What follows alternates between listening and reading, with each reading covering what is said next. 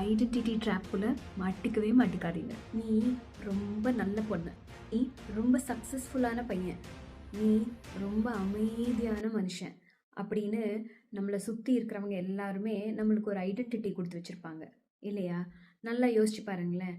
நம்ம அம்மா நம்மக்கிட்ட ஒன்று சொல்லியிருப்பாங்க, நம்ம அப்பா நம்மக்கிட்ட ஒன்று சொல்லியிருப்பாங்க, நம்ம ஃப்ரெண்ட்ஸு நம்மளுக்கு ஒரு ஐடென்டிட்டி கொடுத்து வச்சுருப்பாங்க, நம்ம வேலைக்கு போகிற இடத்துல ஒரு ஐடென்டிட்டி இருக்கும்.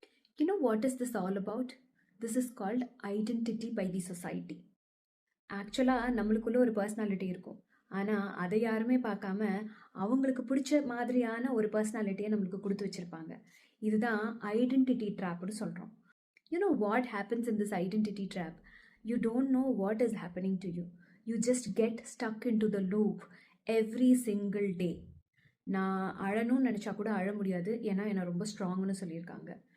நான் ரொம்ப ஜாலியாக சிரித்து சந்தோஷமாக இருக்கணும்னு நினைக்கிறேன் ஆஃபீஸில், ஆனால் எனக்கு முத்திரை குத்துனதே நான் ரொம்ப ப்ரொஃபஷ்னலான பொண்ணு அப்படின்னு சொல்லி. ஸோ இந்த மாதிரி நிறைய ஐடென்டிட்டி ட்ராப்ஸ் நம்மளை சுற்றி இருந்துக்கிட்டே தான் இருக்கும். ஸோ இது எல்லாத்துக்கும் நீங்கள் உட்காந்து ரெஸ்பாண்ட் பண்ணிக்கிட்டே இருந்தீங்கன்னா உங்களோட ஐடென்டிட்டி என்ன அப்படிங்கிறத நீங்களே மறந்துடுவீங்க. Remember, identity is what you think about yourself and not what others give you. இப்படி சில இடத்துல நம்ம ஓவராக ஐடென்டிஃபை ஆகி இந்த இமேஜை மெயின்டைன் பண்ணுங்கிற ஃபியர்லேயே ஓடிக்கிட்டு இருப்போம்.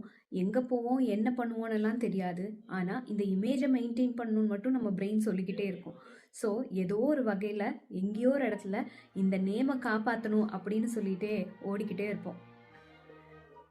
ஐடென்டிட்டி ட்ராப்குள்ளே மாட்டிக்கவே மாட்டிக்காதீங்க. புரியுதா?